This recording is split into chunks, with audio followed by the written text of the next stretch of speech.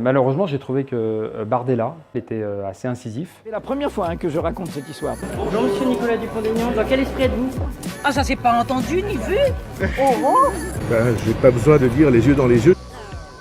Rien n'est jamais sûr. Donc monsieur Bayou, bonjour. Bonjour. Vous êtes porte-parole national d'Europe Écologie Les Verts. Toute première question, à chaud, qu'est-ce que vous avez pensé de ce premier débat pour les Européennes? Et là, il y avait 12 candidats. C'est en fait le lancement de la campagne, c'est-à-dire que c'est à partir de ce moment-là que les Françaises et les Français vont peut-être s'y intéresser.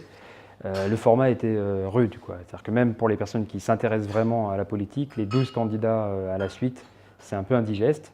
Et en fait, on a dû faire la démonstration qu'il n'y a que les écologistes, Yannick Jadot, qui agit vraiment pour l'écologie. C'est-à-dire que tout le monde parle un peu d'écologie, personne n'est rigoureusement contre. Mais quand il s'agit d'agir, eh bien, on a besoin des écologistes. C'était ça pour nous l'enjeu du débat.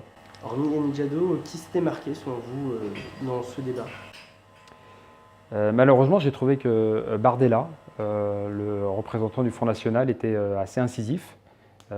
J'ai trouvé qu'Asselineau, étonnamment, sortait son épingle du jeu. Alors, peut-être en faisant rire un peu l'assistance, mais finalement, il a mis les gens de son côté.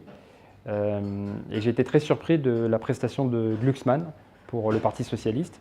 Il a été un peu, je crois, sur la défensive ou déstabilisé peut-être par le format. Voilà, peut-être. C'est ce que je retiendrai du débat. Et puis, clairement, quand même, il faut le dire, Nathalie Loiseau, assez inexistante. C'est-à-dire que c'est l'ancienne ministre des Affaires européennes, elle est au gouvernement et elle parlait comme si elle allait inventer une nouvelle Europe alors qu'elle est au pouvoir avec son gouvernement depuis 2 ans et que malheureusement l'Europe continue de se déliter avec ses politiques ultralibérales et cette absence d'écologie. On a vu une nombril assez agressive envers Yannick Jadot, notamment au début du débat.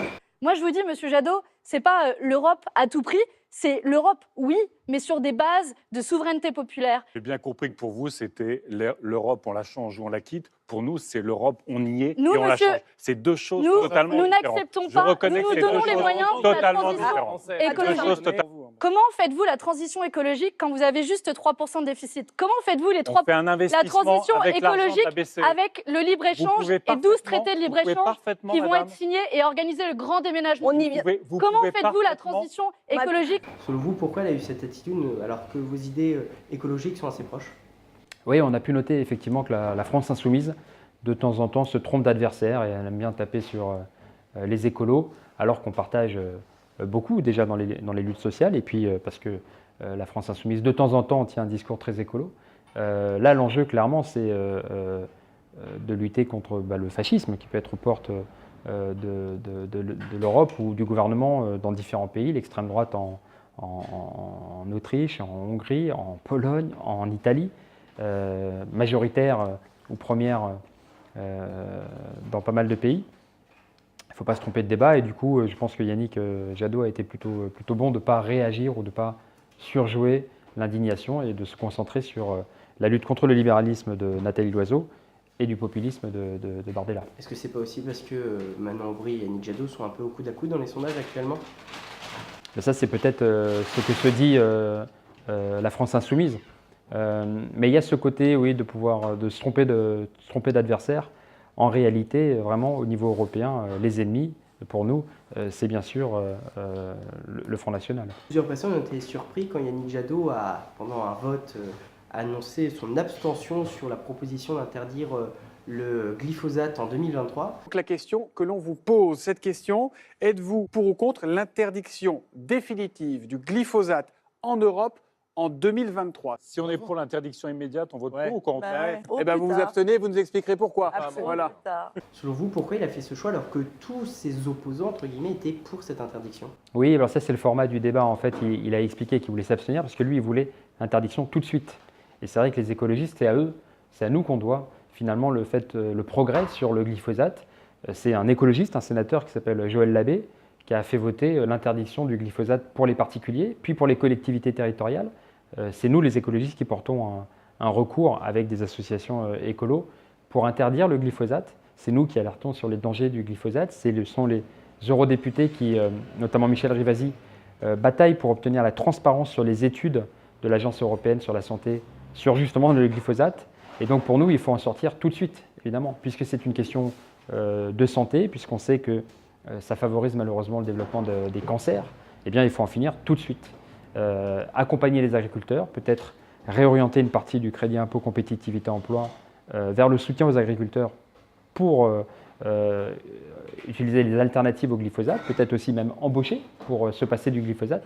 Mais donc l'énième proposition de reporter la sortie, pour nous, c'est pas tenable, il faut en sortir maintenant. Et pour vous, Yannick Jadot, pendant ce débat, était à combien % de ses capacités dans la campagne et dans sa capacité de débattre? Est-ce que pour vous, il était au maximum de ce qu'il pouvait faire ou est-ce qu'il peut encore mieux faire? Je pense qu'il peut encore mieux faire, clairement. Bon, le format à 12 est vraiment pas évident. Et puis, finalement, vous avez 11 candidats qui disent nous, l'écologie, après tout, on est pour. Et puis, il y en a un qui le fait. C'est-à-dire qu'au Parlement européen, ceux qui votent vraiment contre les traités commerciaux, ce sont les écologistes. Ceux qui votent contre le glyphosate, ce sont les écologistes. Ceux qui promeuvent la lutte contre l'évasion fiscale, c'est les écologistes avec Eva Joly, Yannick Jadot. Et donc, la difficulté, quand vous en avez 11 qui font un peu de greenwashing et un qui bosse vraiment, eh bien, c'est de s'affirmer comme le vrai vote utile. Et le vrai vote utile, c'est les écolos. Et la dernière question, qu'est-ce que vous allez dire aux jeunes de ma génération qui ont 20 ans, qui ne croient plus en la politique, qui sont dégoûtés de la société à l'heure actuelle? Bien, je vous comprends. Je vous comprends et il y aurait toutes les raisons de désespérer.